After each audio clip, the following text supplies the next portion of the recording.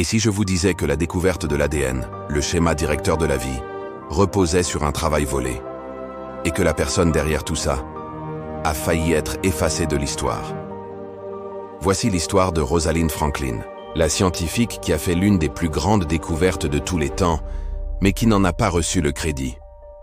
Au début des années 1950, les scientifiques se battaient pour répondre à l'une des plus grandes questions de la biologie. À quoi ressemble l'ADN? Au King's College de Londres, une chimiste brillante nommée Rosalind Franklin utilisait la diffraction des rayons X pour étudier l'ADN. Elle ne devinait pas. Elle faisait quelque chose de bien plus puissant. Elle capturait des preuves réelles. Franklin a produit l'une des images scientifiques les plus importantes jamais prises, la photo 51. Cette image floue en forme de X détenait le secret de la structure de l'ADN. Elle montrait clairement que l'ADN était une double hélice. Mais c'est là que les choses tournent mal. À son insu, la photo 51 a été montrée à James Watson et Francis Crick. Cette image unique leur a donné la pièce manquante. Peu après, ils ont publié leur célèbre modèle, celui que vous voyez partout aujourd'hui.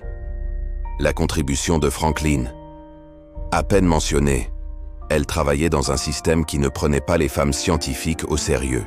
Elle a été exclue des conversations clés. Son travail a été partagé sans permission et son rôle a été minimisé.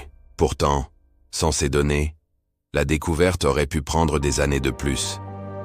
En 1962, Watson et Crick ont reçu le prix Nobel. Mais Rosalind Franklin ne l'a jamais reçu. Elle était décédée d'un cancer 4 ans plus tôt, à seulement 37 ans. Le prix Nobel n'est pas décerné à titre posthume. Aujourd'hui, de nombreux scientifiques reconnaissent la vérité. Rosalind Franklin était essentielle pour découvrir la structure de l'ADN. Son histoire n'est plus cachée, mais il a fallu des décennies pour qu'elle soit racontée. Alors, la prochaine fois que vous verrez la double hélice, souvenez-vous de la femme derrière l'image, parce que l'histoire n'oublie pas toujours par accident. Parfois, elle choisit qui elle veut retenir. Si vous voulez plus d'histoires comme celle-ci, abonnez-vous, aimez, commentez et partagez.